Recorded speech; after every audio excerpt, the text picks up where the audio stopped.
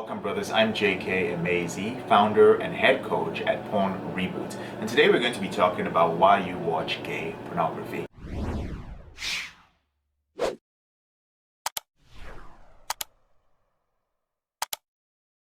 Now this is a topic which is rarely covered because it is very taboo and there's a lot of shame and guilt that's involved in it. But today we're going to be diving deep in a very short amount of time, and I'm going to be explaining to those of you who identify as straight men, but sometimes you've been finding yourself doing things that really don't match your sexual orientation. You may find yourself watching gay pornography. You may find yourself viewing transgender or transsexual pornography. You may find yourself even trying to have encounters with gay men or with transgender individuals, but you do not identify as a gay person. And in some cases, there's high remorse, and in other cases, there is low remorse. If you're wondering what high remorse and low remorse is, I spoke about it last week. There are also some men who identify as straight men who find themselves on apps trying to meet other men. This is actually pretty common and something that I have started seeing more and more of in my coaching practice. Now, there are 4 reasons why straight men end up not only viewing gay pornography, but engaging in behavior that could be considered gay when they identify as straight men. And brothers, for those of you who are watching this, please keep an open mind. This is not just my opinion. This is something that I have learned as a professional over the past few years, helping men to end the out of control behavior. So keep an open mind to some of the things you're going to hear because you might be surprised. The first reason is the obvious one. When there's an escalation in your addiction to pornography, basically you've been watching so much pornography that you're desensitized to regular pornography, and in order for you to get more dopamine, you end up viewing more and more taboo material. You end up watching transsexual pornography, and in many cases you end up watching gay pornography. That's the first reason. The second reason is a little bit more ambiguous, and as I said, keep an open mind. And that reason is that there are some men who actually have a sexual interest in certain men. And this doesn't mean that they are gay, it just means that once in a while they have this sexual interest.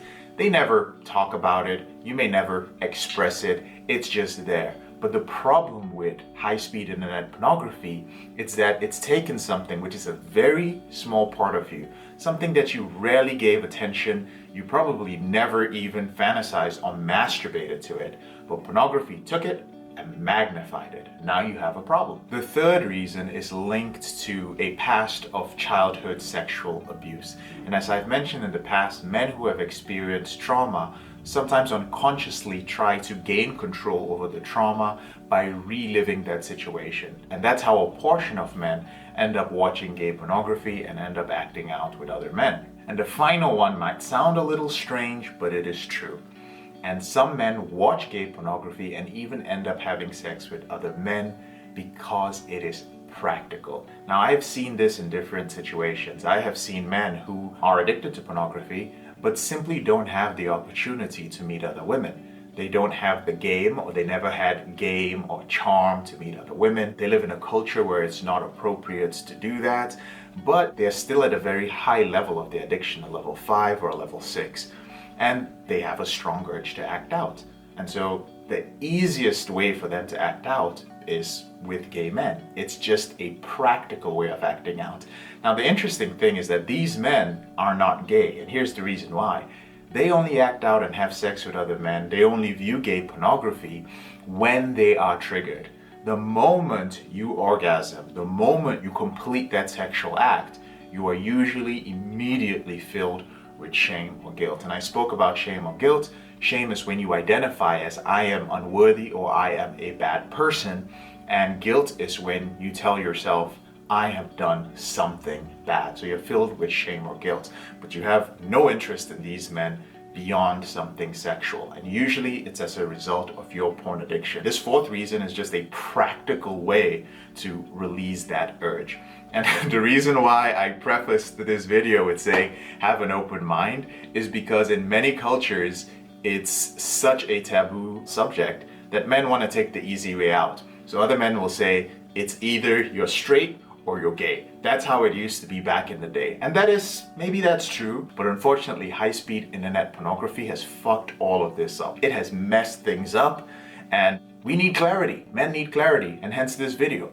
Now, there is a way to find out if you are really gay, especially if you are filled with shame and if this is really holding you back, and holding this secret within you might be ruining your life. So there's a great test by a gentleman called Joe Court from his book, Is My Husband Gay, Straight, or Bi?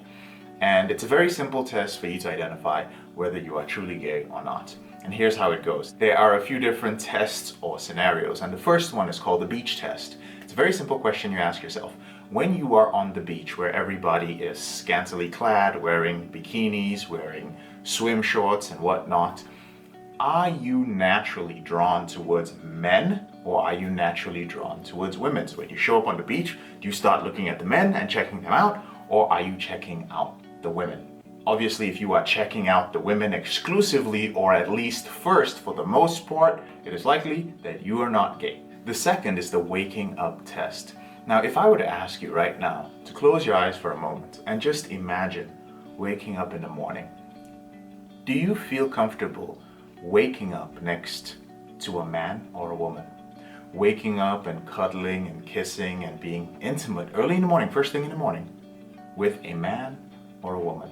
Now, if the thought of waking up next to a man is absolutely just repulsive to you, which even every time that I go through this test with the clients, the moment I think of it, I'm like, nah, that's not my thing. Now, if the thought of that is repulsive or it's a complete no, then you're probably not gay, right? If the only person that you can think of waking up next to is a woman, then your behavior with pornography, your acting out behavior with men is honestly induced by something else. The next test is called the falling in love test. So whenever you think of falling in love with somebody and everything that involves being romantic, holding hands, going on dates, all those things, taking selfies together, do you imagine yourself doing it with a man or with a woman? It's very simple. If most of your fantasies involve men, then it's possible that you are gay. If they involve men and women doing romantic things together, it's possible that you are bisexual. But if it is completely out of the question, if you're like, dude, I have never done that before. I may have watched gay porn, I may have watched porn with transgender individuals, but I have never in any case listened to a romantic song and thought about doing things with a man, then you're probably straight. You can be at ease, okay? And the final test is actually homophobia. Now here's the thing. The gentleman who wrote this book, Joe Court, found that men who were repressing their homosexual desires were more likely to be homophobic. Whereas on the other hand, straight men who had sex with gay men, or who viewed gay pornography, or who masturbated to pornography involving transgender individuals, were really indifferent towards gay men. In fact, one thing that would happen would be that they would in fact have a more liberal outlook towards gay men, but they really didn't have any animosity towards them, any anger towards them, or any desire to hurt them. They were just not going to do anything romantic with them. They didn't want to wake up early in the morning with them. They didn't want to do anything with them except act out when they were triggered due to their out-of-control sexual behavior. So homophobia is also another test. If you find yourself having some sort of irrational anger or hatred towards gay people who really didn't do anything towards gay men, who may not have done anything to you, then that is something to examine. But it is also important to note that sometimes cultural and societal factors can also teach people how to hate people of a certain orientation, the way that culture and society does with race and different aspects of being human. Now, ultimately, at the end of the day, it is not my job to decide whether a person is gay or straight, or whether that works for them or not. It really is up to you to make the decision, and it's your responsibility to gather as much information as possible to find out why you're experiencing pain when it comes to engaging in behavior that doesn't match with your sexual orientation. That is something I want to make very, very clear. And I hope you found this video helpful. If you have more questions about this, feel free to ask them in the comment section below. If you found this helpful, don't forget to subscribe to this video and share it with 3 men whom you feel might benefit from it. And whenever you're ready, there are a couple of ways that I can help you end your out of control behavior. First way is download my free ebook. It's called Confessions of a Porn Addict, 7 Secrets of Porn-Free Men, and it's the roadmap to ending your out of control behavior. The second way is to join our free Facebook group. It's a place where you can find accountability partners, and yes, you can also find men in there who are dealing with this problem of watching gay pornography when they identify as straight men.